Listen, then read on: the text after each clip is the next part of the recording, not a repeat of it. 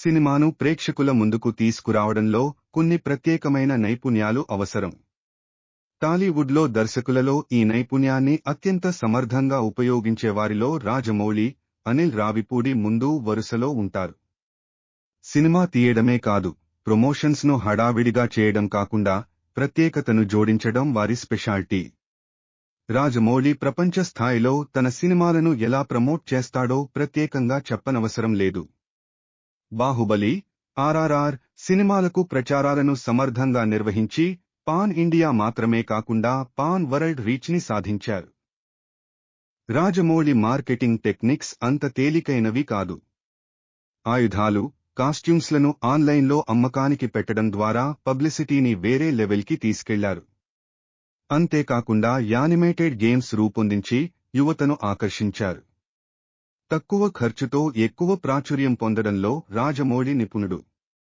ఇక అనిల్ రావిపూడి గురించి కూడా చెప్పుకోవాలి. తక్కువ బడ్జెట్లో ఎక్కువ పబ్లిసిటీ ఎలా సాధించాలో ఆయన దగ్గర నేర్చుకోవాలి.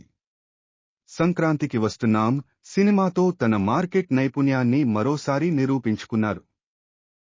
సినిమా ప్రదర్శన ముందు వరకు నటీనటులందరినీ పబ్లిసిటీ కోసం సమర్థంగా ఉపయోగించుకున్నారు.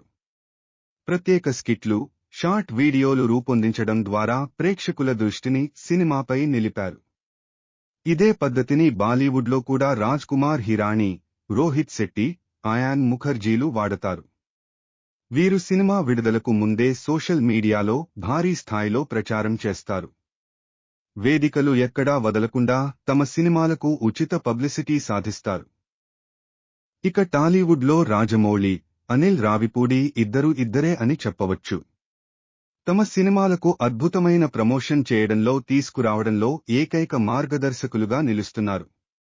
సినిమా తీయడం గొప్ప కాదు, దాన్ని మార్కెట్లోకి ఎలా తీసుకువెళ్లాలో కూడా వీరికి బాగా తెలుసని నిరూపిస్తున్నారు. మరిన్ని వీడియోల కోసం దయచేసి నా ఛానల్ను సబ్స్క్రైబ్ చేయండి మరియు లైక్ చేయండి.